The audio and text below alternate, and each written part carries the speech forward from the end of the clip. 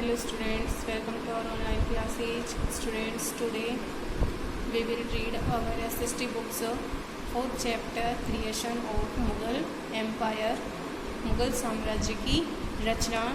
Topic Akbar, AD 1556 to 1605. Akbar, इससे पहले हमने जो इनके अकबर के पूर्वज थे, सबसे पहले मुग़ल साम्राज्य का शासक था बाबर, उसके बाद हुमायूं.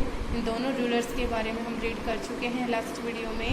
और आज हम नेक्स्ट इसके अकबर जो है हुमायूं का पुत्र था, इसके बारे में रीड करेंगे. देखिए, अकबर, इसका शासनकाल रहा था 1556 से लेकर 1605 ईस्वी तक. ये मुग़ल साम्राज्य का सबसे शक्तिशाली शासक था अकबर. व्हेन हुमायूं डाइड, जब हुमायूं की मृत्यु हुई, Akbar was only 13 years old. तो अकबर कितने वर्ष का था? केवल 13 वर्ष का था. अकबर अलोंग विद बैरम खान, अकबर बैराम खान के साथ में. Was following Sikandar Suri in Punjab, इन्होंने सिकंदर सूरी को पंजाब में हराया था. Bairam Khan learned about Humayun's death and at Kalanpur near Gurdaspur. Bairam Khan को पता चला कि हुमायूं की मृत्यु गुरदासपुर के पास में जो कालानौर स्थान है, उस स्थान पर हो गई है. तो उसके बाद में अकबर ही immediately got constructed a raised platform of bricks, उन्होंने तुरंत एक ईंटों का प्लेटफॉर्म बनाया. ही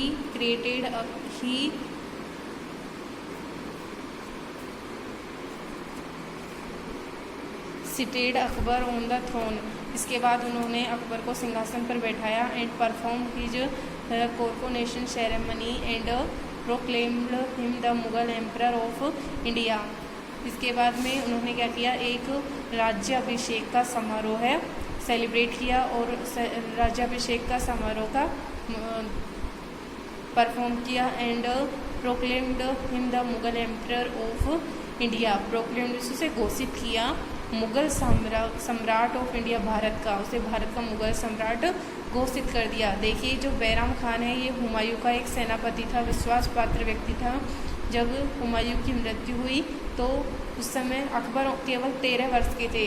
तो जो बैराम खान थे, इन्होंने ही इसे सुरक्षित अपने उनके शत्रुओं से निकाल कर लाए और इन्होंने एक ईंटों का एक प्लेटफॉर्म बनाया और उसमें वहाँ पर अकबर को सिंहासन पर बैठा दिया और इन्होंने राज्याभिषेक समारोह का अभिनय किया. एंड और उसको मुगल सम्राट, भारत का मुगल सम्राट घोषित कर दिया. Akbar expansion of empire, Akbar ने साम्राज्य का विस्तार कहाँ कहाँ किया? देखिए, being a great warrior and conqueror, Akbar extended his boundaries by conquering Gujarat, Bengal, Kashmir and many other states. एक महान योद्धा और एक विजेता होने के कारण अकबर ने अपने सीमाएं, बाउंड्रीज मीन्स अपने जो राज्य है उसकी सीमाओं को जीतकर गुजरात, बंगाल, कश्मीर और अन्य दूसरे राज्यों तक बढ़ाया या विस्तृत किया. He followed the policy of religious tolerance, religious means धार्मिक, टॉलरेंस मीन्स सहिष्णुता, उसने धार्मिक सहिष्णुता की नीति का अनुसरण किया या पालन किया. And established friendly relations with the Rajput in particular and the Hindus in general, और उन्होंने सामान्य रूप से हिंदुओं से मित्रवत संबंध स्थापित किए और हिंदुओं में जो सबसे विशेष रूप से उन्होंने राजपूत के साथ में अपना संबंध बनाया. He organised his administration on sound footing, और उन्होंने साउंड फुटिंग मीन्स पैरों के जमाव या पैरों के संतुलन के आधार पर एक पदवी सैन्य व्यवस्था या प्रशासन स्थापित किया. And took various steps for the welfare of subjects, subjects means प्रजा, और अपनी प्रजा के कल्याण के लिए उन्होंने अनेक कदम उठाए. अकबर से एडमिनिस्ट्रेटिव पॉलिसीज, अकबर की प्रशासनिक नीतियाँ कौन सी हैं? Akbar drew the administrative setup for Mughal empire, Akbar ने प्रशासनिक नीतियाँ बनाई मुगल साम्राज्य के लिए.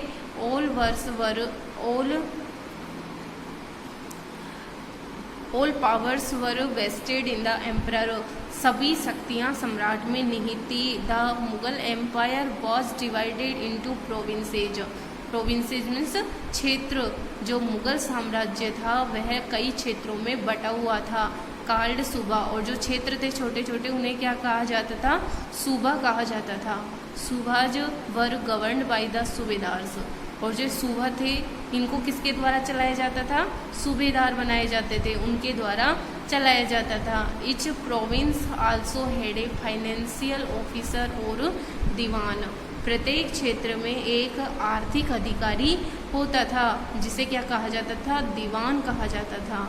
For the maintenance of peace, peace means शांति, शांति को व्यवस्थित बनाए रखने के लिए, and order in the province, उस क्षेत्रों में शांति बनाए रखने के लिए, the subedar was assisted by other officer such as the military paymaster Bakhshi. तो जो क्षेत्र बटे हुए थे उन क्षेत्रों में शांति व्यवस्था बनाए रखने के लिए सूबेदार एक दूसरा अधिकारी होता था जिसे बख्शी कहा जाता था, उसके साथ में मिलकर वहाँ पर शांति व्यवस्था स्थापित करता था। सूबेदार कौन, सूबेदार the minister in charge of religious, जो धर्म था उसका भी, धर्म की देखरेख के लिए भी मंत्री होते थे। एंड चैरिटेबल पैट्रोनेज, और परोपकार के संरक्षण के लिए कौन सा मंत्री था, सदर। मिलिट्री कमांडर्स, और जो सेना का सेनापति उसे कहते थे फौजदार। And the town police commander Kotwal, और जो शहर में, टाउन कस्बे में, शहर में जो रक्षा का कार्य करता था उस सेनापति को कहा जाता था कोटवाल। क्या कहा जाता था, कोटवाल। अबुल फजल रोड आईने अकबरी, जो अबुल फजल था इसके अकबर के दरबार में एक सेनापति था, अबुल फजल मंत्री था, उसका नाम था, उसने क्या लिखी, आईने अकबरी। आईने अकबरी क्या है, ये अकबर के जीवन के बारे में एक जीवनी है अकबर की, और उसके सभी क्षेत्रों का, उसकी जो उपलब्धियाँ, अचीवमेंट्स रही, कार्य रहे, उसके जीवन के बारे में पूरा मेंशन कर रखा है। तो उसे क्या कहते हैं, आईने अकबरी कहा जाता है। आईने अकबरी किसने लिखा था, अबुल फजल ने। तो ये इम्पोर्टेंट है, आप इसे अंडरलाइन कर लें और लर्न भी करें, इसे कोई ध्यान रखें कि अबुल फजल किसने लिखी, आईने अकबरी किसने लिखी, अबुल फजल ने। He wrote a 3 volume history of Akbar's reign titled, जो अबुल फजल था इसने अकबर के क्षेत्र और उसकी इतिहास से संबंधित 3 पुस्तकें लिखी। वॉल्यूम मीन्स पुस्तक। अकबर, जिनका शीर्षक क्या था, अकबरनामा, और तीनों पुस्तक थी, उनका शीर्षक, टाइटल क्या दिया गया इनको, Akbarnama. The first volume of the book deals with Akbar's ancestry, जो प्रथम फर्स्ट बुक थी वो किससे संबंधित थी, अकबर के एंसेस्ट्री मीन्स पूर्वजों से, अकबर के जो पूर्वज रहे थे उनसे संबंधित थी। And the second volume recorded the events of Akbar's reign, और जो दूसरी पुस्तक थी उसमें अकबर के राज्य, जो क्षेत्र थे, राज्य थे, उनके बारे में वर्णन मिलता है। And third volume deals with Akbar's administration, और जो तीसरी पुस्तक थी उसमें अकबर के प्रशासन के बारे में जानकारी मिलती है। नेक्स्ट, अकबर के प्रशासन के बारे में मिलती है। हाउस होल्ड, उसके घरेलू कार्यों के बारे में। ट्रेडिशनल, पारंपरिक। एंड कल्चर ऑफ पीपल, लोगों की संस्कृति। आर्मी, सेना। द रेवेन्यूज, कर। And geography of his empire, और उसके साम्राज्य का भूगोल। इन सब के बारे में जो अबुल फजल के द्वारा तीसरी पुस्तक लिखी हुई है उन सब में जानकारी मिलती है। It also provides reach details, reach means अच्छी जानकारी उपलब्ध होती है, अबाउट, बारे में, द ट्रेडिशन, व्यापार, and culture of the people, लोगों की संस्कृति के बारे में। तो जो अबुल फजल है की पुस्तकें हैं उनसे व्यापार और लोगों की संस्कृति के बारे में अच्छी जानकारी उपलब्ध होती है। Of the people living in India, जो भारत में उस समय लोग रहते थे। But an interesting aspect about the आईने अकबरी, आईने अकबरी के बारे में एक रुचिपूर्ण तथ्य है, क्या है, is it's reach statistical detail about things as diverse as crowfields।